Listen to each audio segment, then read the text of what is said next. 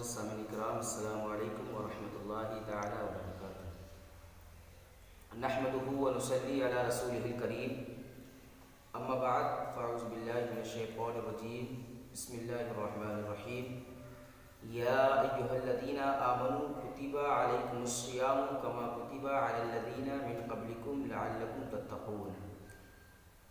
صدق اللہ العظیم وصدق رسولہ النبی الکریم، ونحن علی ذلک لمن الشاہدین والشاکرین والحمد للہ رب العالمین۔ حضرات، رب تبارک و تعالی قرآن مقدس کے دوسرے پارے میں ارشاد فرما رہا ہے، یا ایھا الذین آمنوا کتب علیکم الصیام کما کتب علی الذین من قبلکم لعلکم تتقون، جس کا ترجمہ یہ ہے کہ اے ایمان والو، تم پر روزے فرض کیے گئے ہیں جیسا کہ تم سے پہلے لوگوں پر فرض تھے۔ آگے اللہ ارشاد فرما رہا ہے لعلکم تتقون، یعنی تم پر روزے کیوں فرض کیے گئے ہیں، آخر کار تم پر روزے فرض کرنے کی وجہ کیا ہے، تم پر روزے فرض کرنے کا سبب کیا ہے؟ تو آگے اللہ فرما رہا ہے لعلکم تتقون، تاکہ تم پرہیزگار ہو جاؤ، تاکہ تم نیک بن جاؤ، تاکہ تم متقی ہو جاؤ۔ حضرات، آج 22 شعبان المعظم ہے، اور اس ہفتے کے بعد یعنی آنے والے ہفتے کو رمضان المبارک کا مہینہ شروع ہو جائے گا۔ اگر 29 کا چاند ہو گیا تو انشاءاللہ تعالی آنے والے جو کل ہفتہ آ رہا ہے، اس سے اگلے ہفتے کو انشاءاللہ تعالی رمضان المبارک کا پہلا روزہ ہوگا۔ حضرات، روزے جو ہیں ہر مسلمان مرد عورت جو کہ بالغ ہو چکے ہوں، جو عقلدار ہو، ان پر فرض ہے۔ حضرات محترم، آج ہم دیکھتے ہیں کہ رمضان المبارک کے پورے مہینے کا روزہ رب تبارک و تعالیٰ نے ہم سب پر فرض کیے ہیں، لیکن حضرات سوچنے کی بات ہے، غور کرنے کا مقام ہے کہ رب تبارک و تعالیٰ نے رمضان المبارک کے مہینے میں ہی ہمارے اوپر روزے کیوں فرض کیے ہیں؟ حضرات محترم، اس کی کیا وجہ ہے، کیا سبب ہے کہ رب تبارک و تعالیٰ نے رمضان المبارک کے مہینے میں ہم پر روزے فرض کیے ہیں؟ ایسا بھی ہو سکتا تھا کہ رب تبارک و تعالیٰ شعبان المعظم کے مہینے کے روزے ہم پر فرض کر دیتا، یا رجب المرجب کے مہینے کے روزے ہم پر فرض کر دیتا، یا محرم الحرام کے پورے مہینے کے روزے ہم پر فرض کر دیتا، لیکن آخر کار رب تبارک و تعالیٰ نے رمضان المبارک کے مہینے میں ہی ہم پر روزے فرض کیوں کیے ہیں؟ تو حضرات محترم،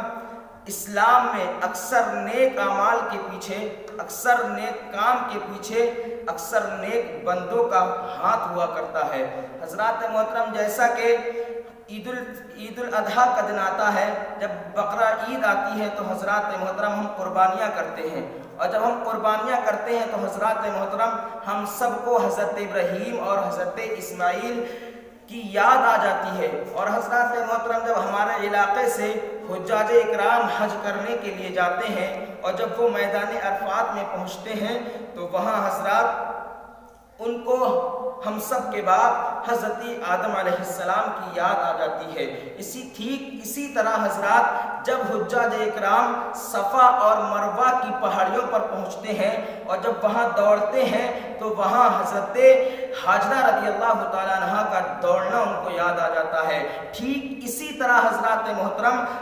ہم سب کے آقا حضور احمد مجتبی محمد مصطفیٰ صلی اللہ تعالیٰ علیہ وسلم جب رمضان المبارک کا مہینہ آیا کرتا تھا، جب رمضان المبارک کا مہینہ شروع ہوا کرتا تھا تو ہم سب کے آقا حضور نبی کریم صلی اللہ تعالیٰ علیہ وسلم رمضان المبارک کے مہینے میں کچھ دن بھوکے پیاسے رہا کرتے تھے، کچھ دن کھانا نہیں کھایا کرتے تھے، کچھ دن روزہ، یوں کہیے کہ کچھ دن روزہ رکھا کرتے تھے۔ حضرات محترم، جب میرے آقا صلی اللہ تعالیٰ علیہ وسلم رمضان المبارک کے مہینے میں کچھ دن کھانا نہیں کھایا کرتے تھے، کچھ دن بھوکے پیاسے رہا کرتے تھے، حضرات محترم میرے آقا صلی اللہ تعالیٰ علیہ وسلم کی یہ ادا اللہ تبارک و تعالیٰ کو پسند آ جاتی ہے۔ اور حضرات محترم، جب رب تبارک و تعالیٰ کو اپنے پیارے محبوب حضور محمد رسول اللہ صلی اللہ تعالیٰ علیہ وسلم वसल्लम की ये अदा पसंद आ जाती है तो अपने नबी करीम सल्लल्लाहु ताला अलैहि वसल्लम की उम्मत पर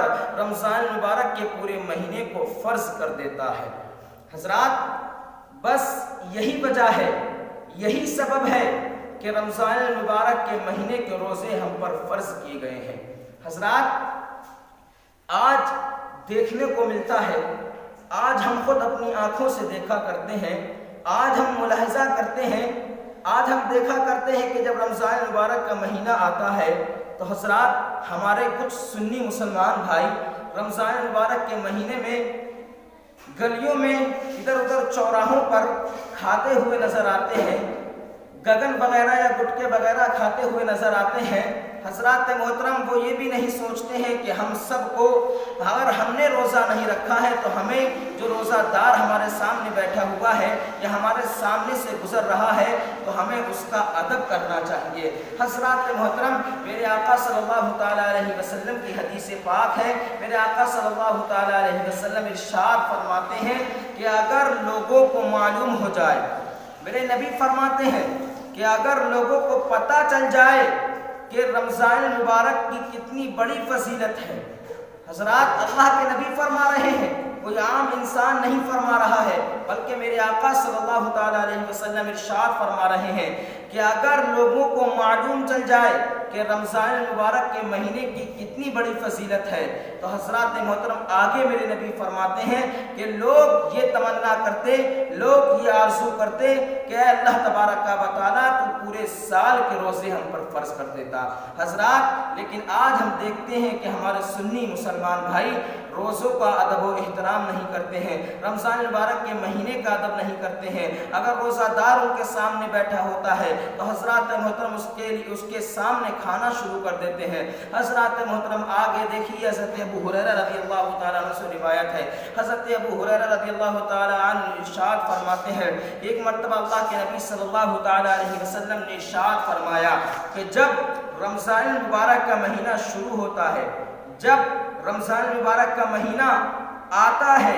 जब रमज़ान मुबारक का चाँद आसमाने दुनिया पर तुलू होता है तो अल्लाह के नबी सल्लल्लाहु ताला अलैहि वसल्लम फरमाते हैं कि आसमान के दरवाजे खोल दिए जाते हैं। हज़रात, अल्लाह के नबी फरमा रहे हैं कि जब रमज़ान मुबारक का महीना शुरू होता है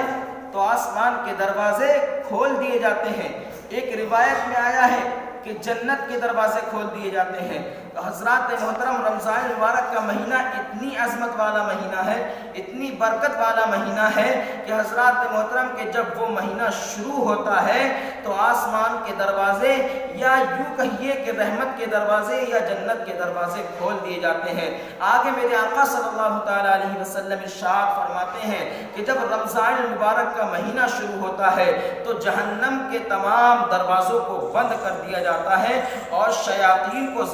जंजीरों से बांध दिया जाता है। हज़रात मोहतरम,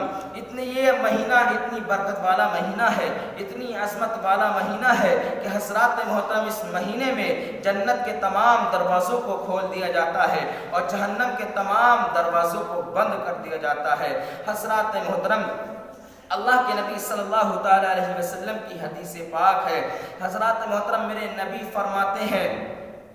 कि रमज़ान मुबारक का महीना इतना मुबारक महीना है, इतनी अज़मत वाला महीना है, इतनी बरकत वाला महीना है हज़रात कि मेरे नबी इसके ताल्लुक़ से इरशाद फरमा रहे हैं कि अगर रमज़ान मुबारक के महीने के रोज़े सच्चे दिल के साथ, खुलूस दिल के साथ अगर अल्लाह का नेक बंदा रखे और रखने के बाद बारगाह मौला में अपने हाथों को उठाकर दुआ करे और तौबा करे तो मेरे नबी फरमाते हैं कि रब तबारक व तआला